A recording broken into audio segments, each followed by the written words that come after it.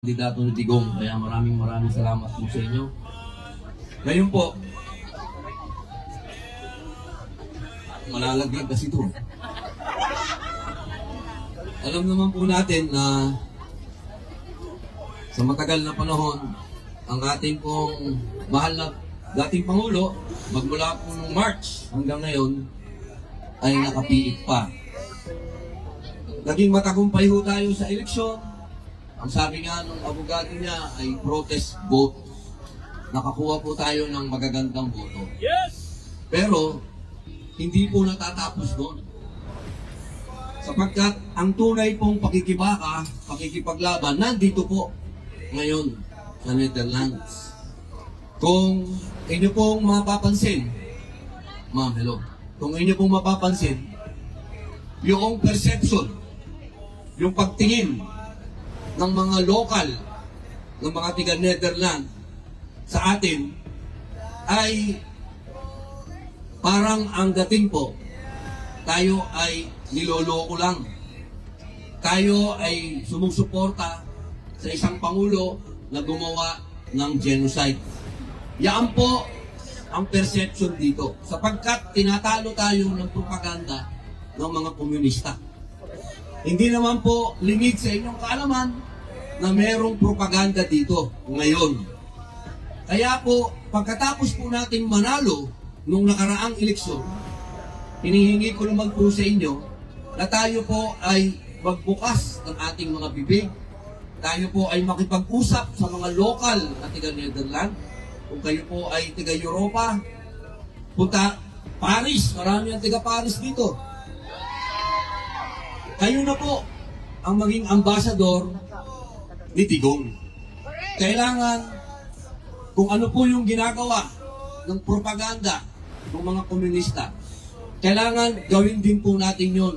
Kausapin natin ng personal yung mga taong makakatabi nyo, kung sino yung mga kasama nyo sa trabaho, kung sino yung mga nanliligaw sa inyo, kung sino yung mga mahal ninyo, kung sino yung mga kamag-anak ng mahal ninyo. Ipaliwanag po natin kung sino si Digong. Sapagkat ang alam po nila, puro kasinungalingan. Hindi po nila alam na si Digong ay isang bayani sa atin. Alam niyo po, may kwento ko lang. Ang mga tiga-Europa, mahal na mahal nila ang mga katutubo. Dahil sa matagal na panahon, naging kolonyal po yung mga yan eh. Matagal na panahon, sila yung mga nagpunta sa mga bansa, in-invade nila, bumabawi po sila ngayon.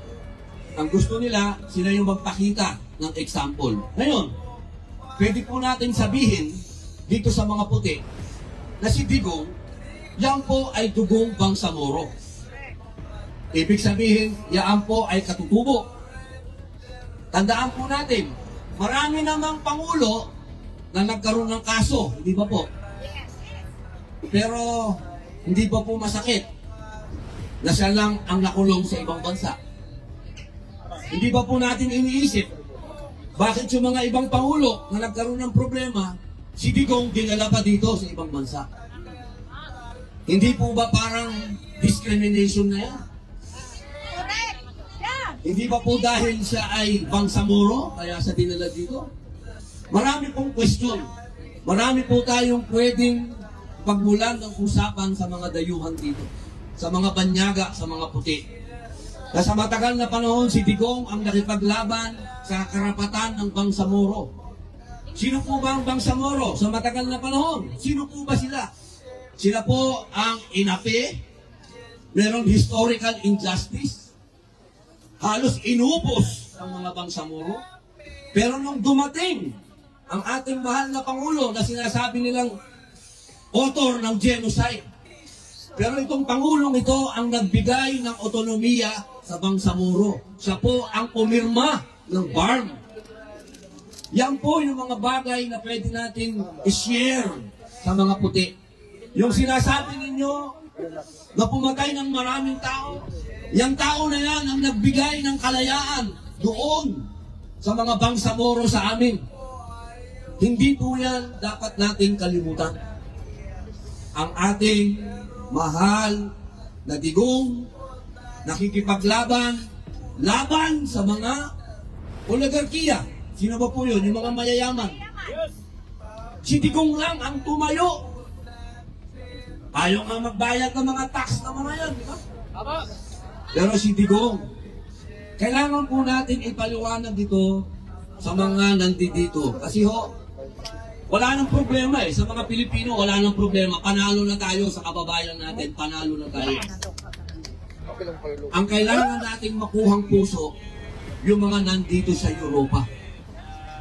Kailangan, kasi po, wala na sa kamay ng Pilipinas kung mapapauwi si Digong. Wala na sa kamay ng Pilipinas. Nandito na po sa kamay ng mga European.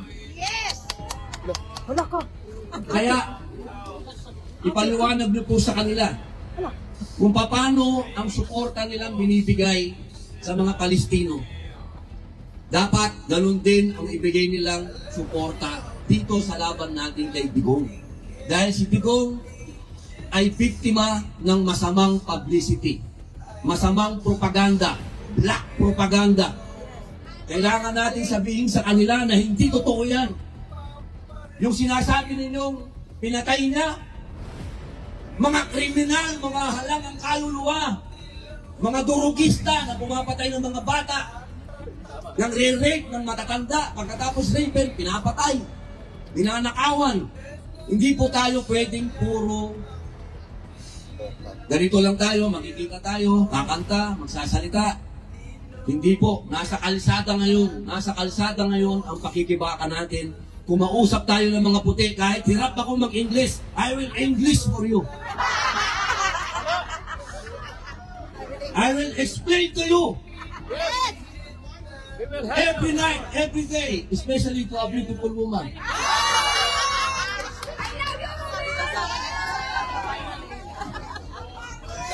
Alam niyo po, bihira lang dumating ang isang Rodrigo Roa Duterte sa atin. Hindi na po yan, baka hindi na maulit. Isang tatay natin, boyfriend ng karamihan, lolo ng karamihan, bihira na po yan. Tatay ng bayan, opo, maging proud tayo na kapag kinukwento natin sa ibang lahi kung sino si Digong, kailangan maramdaman po nila yung nararamdaman natin. Kasi marami nagtatanong ba? Bumalik ka na naman dyan, anong ginagawa mo dyan? Teka muna, bakit? Masama ba ako? Ang dami kong kaibigan dito. Saka wala pa si Digong dito sa Netherlands, Dutch na ako. Tambay na ako dito. Kaya huwag niyo akong questionin ba't ako nandito. Dutch boy ako eh. That's entertainment.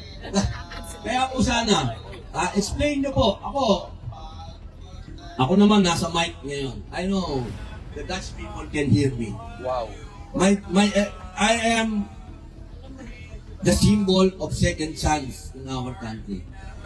Some people say that our past president is a bad man and he killed a lot of criminals. Well, I am a criminal. I am an ex-convict. I was given a second chance by this president.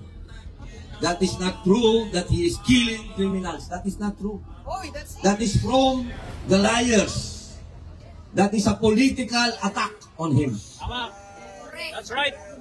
I am telling you this because I am a bad boy before. I'm triple X. Not the porno, ha?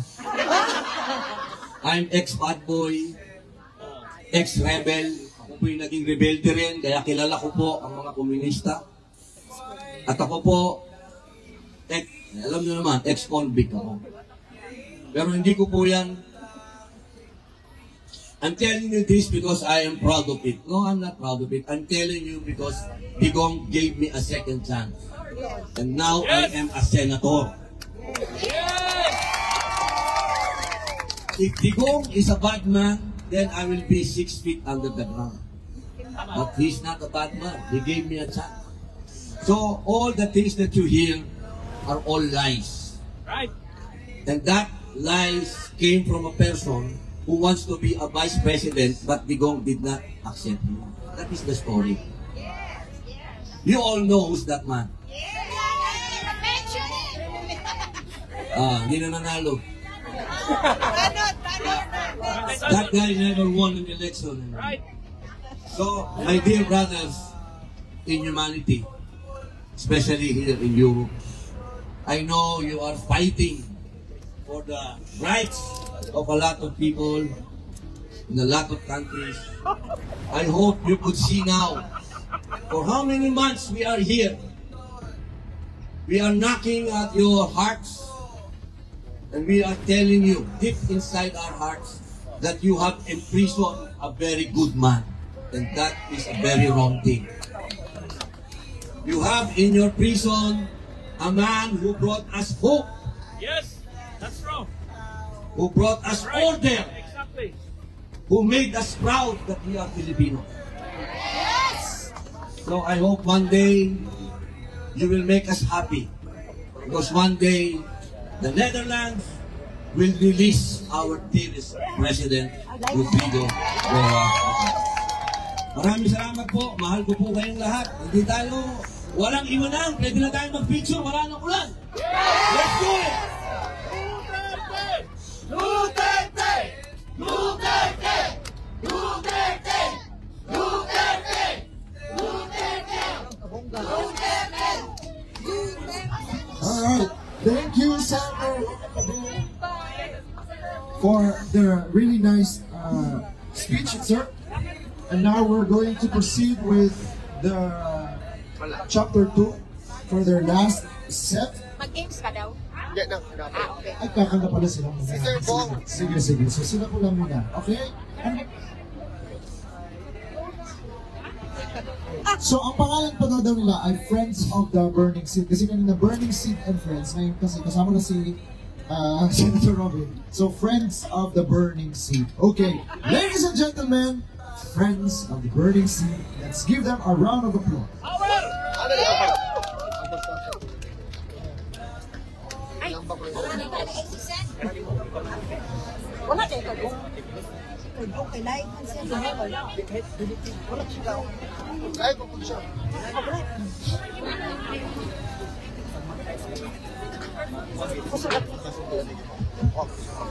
Ayun.